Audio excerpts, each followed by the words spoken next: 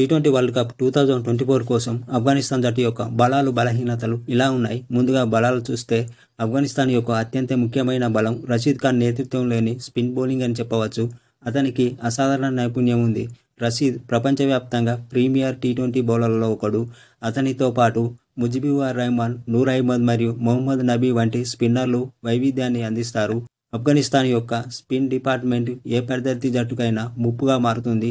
పిచ్పై చిన్న మలుపులను కూడా ఉపయోగించుకోగల వారి సామర్థ్యం వారి ప్రత్యర్థుల రన్ రేట్లను అణిచివేస్తుంది. ఇది మ్యాచ్ గెలవడానికి అనుకూలిస్తుంది.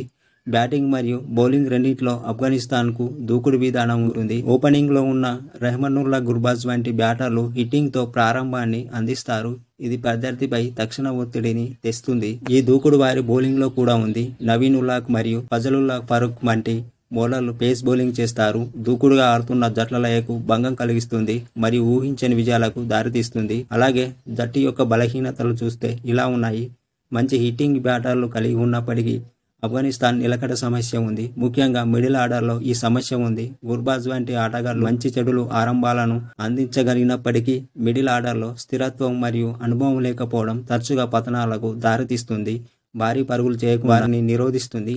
ఈ వీక్నెస్ ఒత్తిడిలో ఉన్న ముఖ్యమైన లోపంగా ఉంటుంది. ఇక ఇన్నింగ్స్లను నిర్మించే సామర్థ్యం చాలా ముఖ్యం. అలాగే జట్టులో ఫీల్డింగ్ సమస్యలు కూడా ఉన్నాయి. ఆఫ్ఘనిస్తాన్ జట్టుకు ఫీల్డింగ్ ఆందోళన కలిగించే అంశంగా మిగిలిపోయింది. జారవిడిచిన క్యాచ్లు మరియు మిస్ ఫీల్డ్లు గత చాలా నష్టపోయాయి మరియు అగ్రశ్రేణి జట్లతో పోటీ పడేందుకు మెరుగుదల అవసరం. ఫీల్డింగ్ తప్పిదాలను పరుగులను ఇవ్వడమే కాకుండా మొత్తం జట్టు ప్రదర్శనను ప్రభావితం చేసే ఊపును కూడా విచ్ఛిన్నం చేస్తాయి. అయితే టీ20 వరల్డ్ కప్ 2024ను ఆఫ్ఘనిస్తాన్ జట్టు గెలుచుకుంటుందా లేదా అనేది కామెంట్స్ చేయండి. అయితే టీ20 వరల్డ్ కప్ 2024ను ఎవరు గెలుచుకుంటారో ప్రిడిక్షన్ చేయండి.